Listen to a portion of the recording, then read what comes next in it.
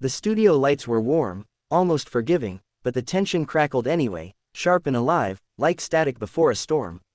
Jamie Foxx sat across from Jennifer Hudson with a grin that was just a little too tight, the kind that lived halfway between charm and defense. He leaned back in his chair, one ankle resting casually on his knee, the picture of ease he'd perfected over decades in front of cameras.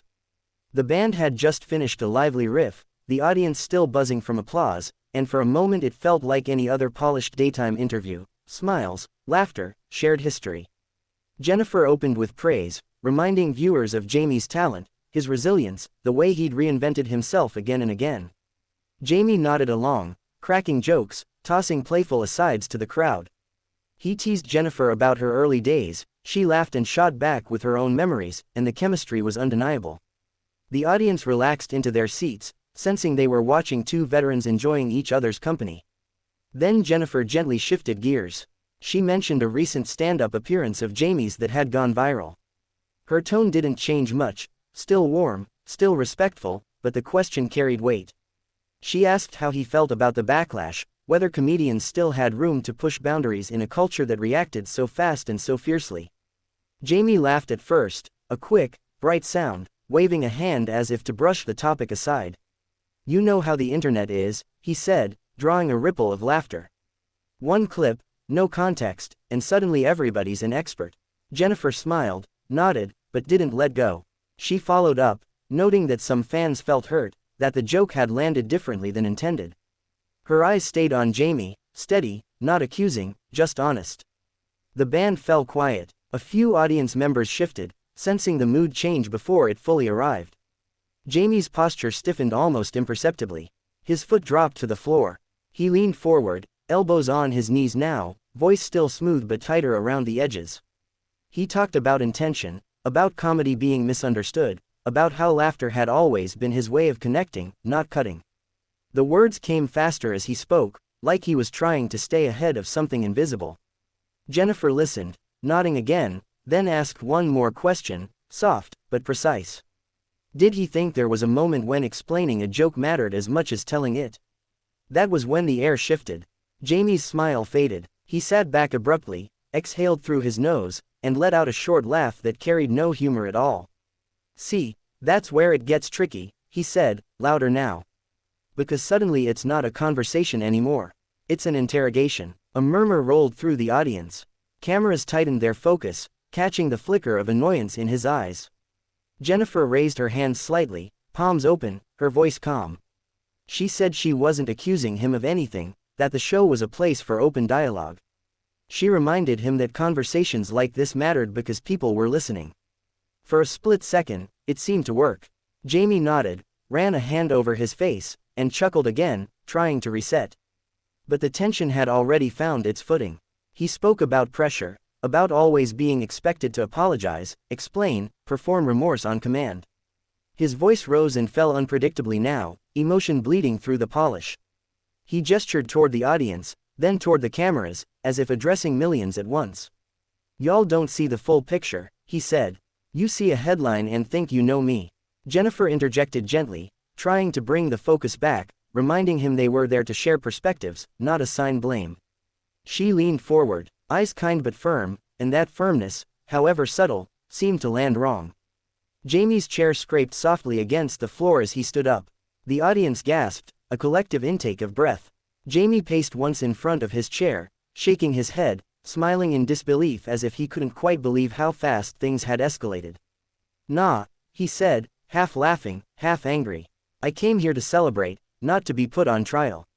Jennifer stood as well, instinctively mirroring him, hands still open, voice steady as she asked him to sit back down, to finish the conversation. For a heartbeat, it looked like he might. He stopped pacing, turned toward her, and met her eyes. The cameras caught the conflict written plainly across his face, pride wrestling with restraint.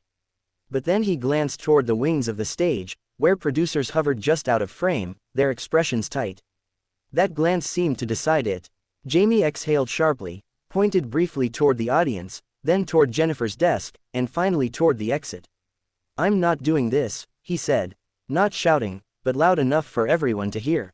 The band stayed silent. The applause sign didn't light up. The studio felt frozen in place as Jamie took a step back, grabbed his jacket from the chair, and offered a quick nod, more reflex than courtesy. Jennifer called his name, not sharply, just once, hoping to pull him back from the edge of the moment. He paused for half a second, then shook his head again. As he walked toward the exit, the cameras followed until the last possible moment, capturing the stunned faces in the crowd, the tight professionalism on Jennifer's face as she turned back toward the audience. The warmth of the lights suddenly felt harsh, exposing every reaction, every whisper, every unspoken thought. And just like that, what was meant to be a celebratory conversation had transformed into something far heavier, an unfinished dialogue hanging in the air, waiting to be interpreted, replayed, and argued over long after the studio doors closed behind him. Backstage, the noise of the studio faded into a dull hum, replaced by the echo of Jamie's own footsteps against the polished hallway floor. The applause track rolled on behind him, tinny and misplaced, like laughter arriving too late to matter. A stage manager caught up, speaking softly, careful with every word, reminding him they could pause, reset, go to commercial. Jamie didn't stop walking. He nodded once, not in agreement, just acknowledgement, his jaw clenched so tight it ached. Around the corner, away from the cameras, the adrenaline hit harder. His hands trembled as he shoved them into his pockets, breathing deeper, slower, trying to calm the storm he'd just unleashed. For a moment, he leaned against the wall, eyes closed, replaying the exchange in brutal clarity, the question, the look, the split second where he might have laughed it off and sat back down. Regret flickered, quick and sharp, then vanished behind a wave of defensiveness. He told himself he'd done what he had to do. He told himself walking away was better than saying something worse. On stage, Jennifer Hudson sat back down, smoothing her dress with deliberate calm.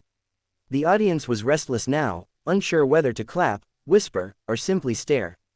Jennifer took a breath, the kind performers learn to take when everything goes off script. She looked directly into the camera and spoke with honesty, acknowledging that live television sometimes brought raw, uncomfortable moments.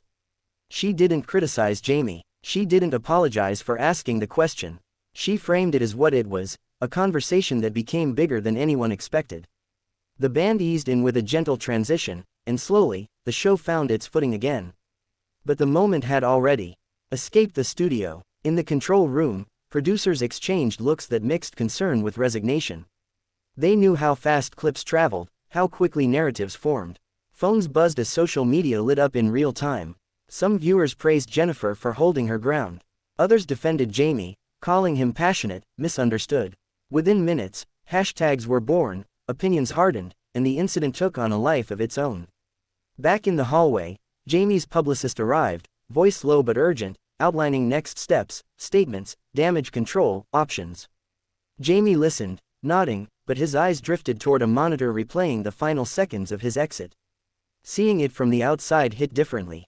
The pause, the head shake, the walk. He barely recognized himself in the footage. It looks worse on camera, he muttered, not quite to anyone. Outside the building, fans and photographers had already gathered, drawn by whispers and alerts.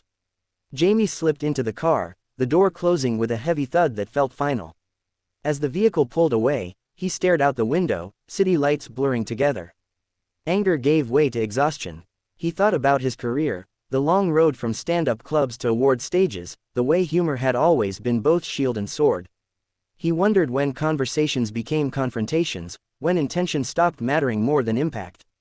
Across town, Jennifer wrapped the show, thanking the audience with a smile that didn't quite reach her eyes. Back in her dressing room, she finally let herself exhale. Her team checked in, asking if she was okay, if she wanted to address anything further. Jennifer shook her head slowly. She knew better than to feed the fire while it was still burning hottest. Still, she couldn't shake the lingering sadness. She respected Jamie. She had invited him to celebrate, not clash. But she also believed in asking real questions, even when they made people uncomfortable. That night, the clip replayed everywhere, looped, dissected, slowed down frame by frame. Commentators argued over who crossed the line. Fans picked sides. Some saw ego, others saw honesty. Late-night hosts joked about it, while opinion pieces framed it as a symbol of a larger cultural divide. The moment stopped being about two people in a studio and became a mirror everyone looked into, seeing whatever they were already inclined to see. Jamie watched some of it alone in his hotel room, the sound low, remote loose in his hand. Each replay stirred a different emotion: defiance, embarrassment, frustration. He drafted statements on his phone and deleted them just as quickly. Apologizing felt like surrender. Saying nothing felt like guilt. Somewhere in between lay the truth, but finding words for it felt impossible. Jennifer, meanwhile, posted a brief message online, measured, respectful, emphasizing dialogue and growth. It didn't mention Jamie by name, but everyone knew who it was about. The response was swift and mixed, just as she'd expected. She turned off her phone after that, choosing quiet over noise. Days passed. The story slowly slid down the trending lists, replaced by newer dramas, fresher controversies. But the echo lingered. When Jamie finally spoke publicly, his words were calmer, reflective. He talked about passion, about feeling cornered, about wishing he'd stayed and finished the conversation. It wasn't a full apology, but it wasn't defiance either. It was human, messy, incomplete. Jennifer addressed it once more in an interview weeks later, saying she held no hard feelings, that she hoped people understood how intense live conversations could become. She emphasized respect, not resolution. In the end, there was no clear winner, no neat conclusion. Just a moment frozen in time, a reminder that even the most seasoned performers could stumble when the spotlight burned too hot. And somewhere between the walk-off and the aftermath, between pride and reflection, both Jamie Foxx and Jennifer Hudson carried on, changed in small, unseen ways by a conversation that never quite finished.